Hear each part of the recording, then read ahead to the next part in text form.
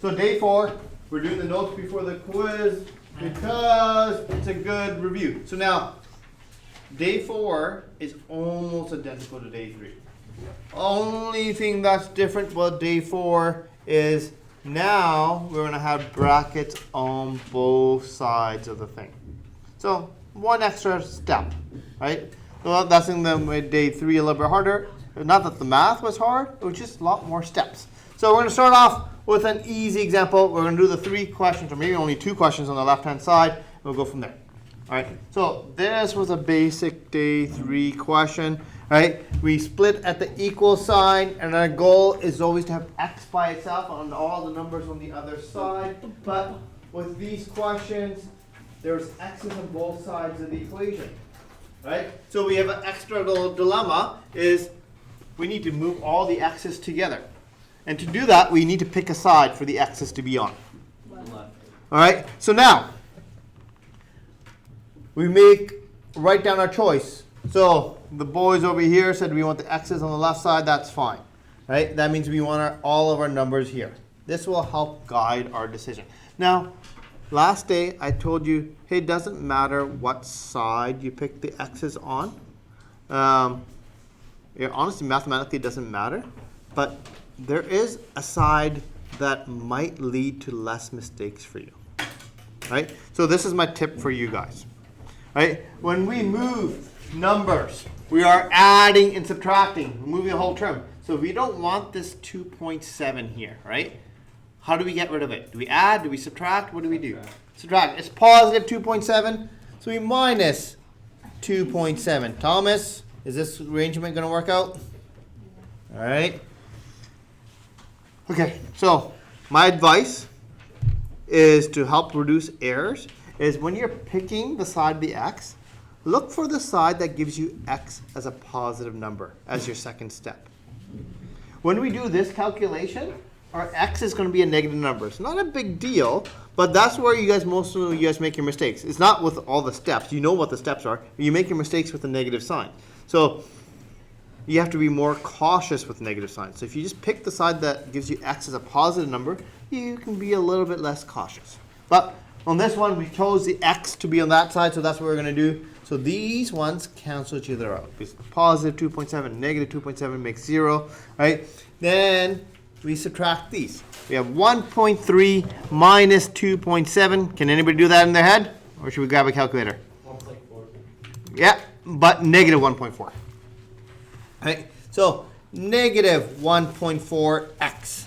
And we still have that 64.2 there. The x on this side is gone, and we have the 12.82 sitting there. Okay? So now, this is good. All the x's are together, so we need to get rid of this 64.2. How does it look like on the other side? Minus. Remember, we switched signs to move things over, right? So you could just pick it up and move it to the other side and write it like this. But if you prefer to show every single step, so you can go minus 64.2 here too if you want, right?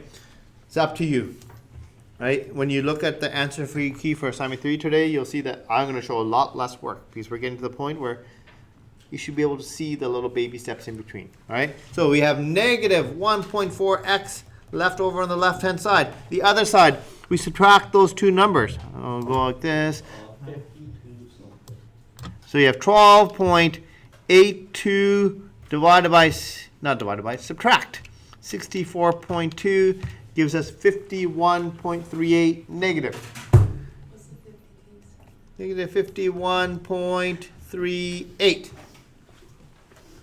Okay, and we go, okay, we're not done yet because the x is not all by itself. We need to get rid of this 1.4. Do we add? Do we subtract? Do we multiply? Do we divide?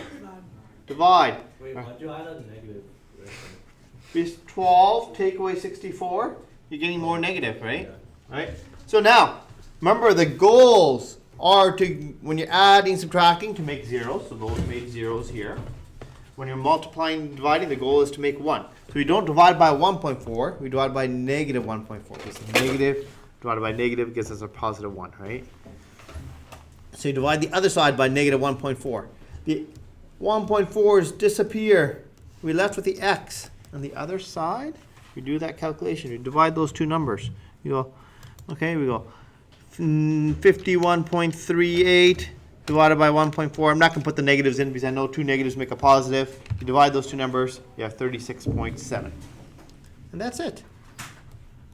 So remember, if the question has decimals in it, do all the calculations with your calculator. If the question has whole numbers in, leave the answer as a fraction. All right? 36.7. We're done.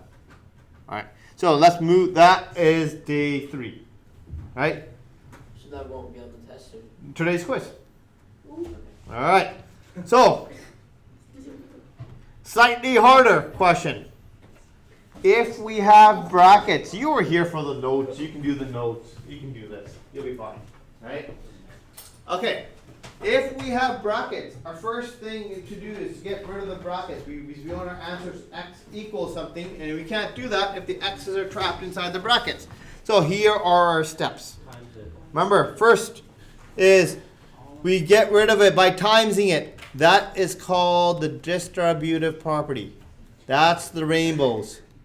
Okay? Then after that, our goal is to collect all of our numbers together and all of our x's together. So we want to isolate the variable. Get all the letters. Remember, variables are letters together on one side. Then solve, right? So get rid of any kind of number and solve for your variable. Solve for your letter. Okay? So we're going to try that. Okay.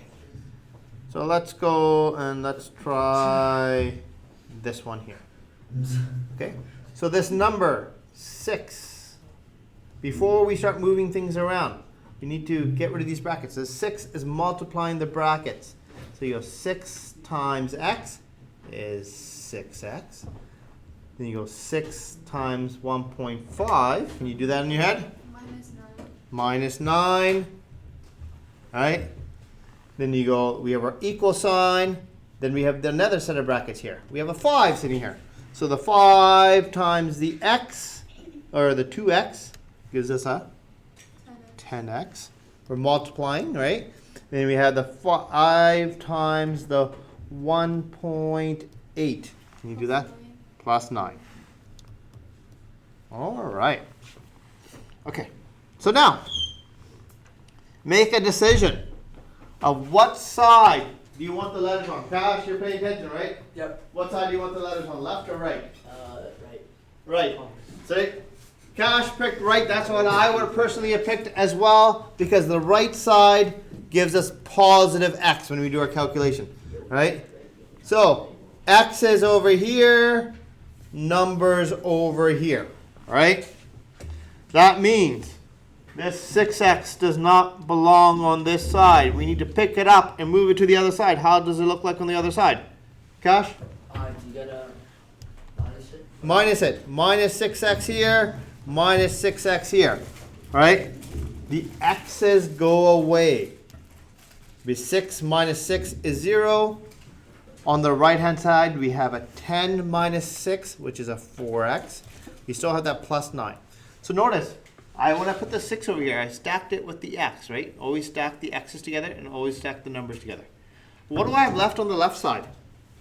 Minus 9.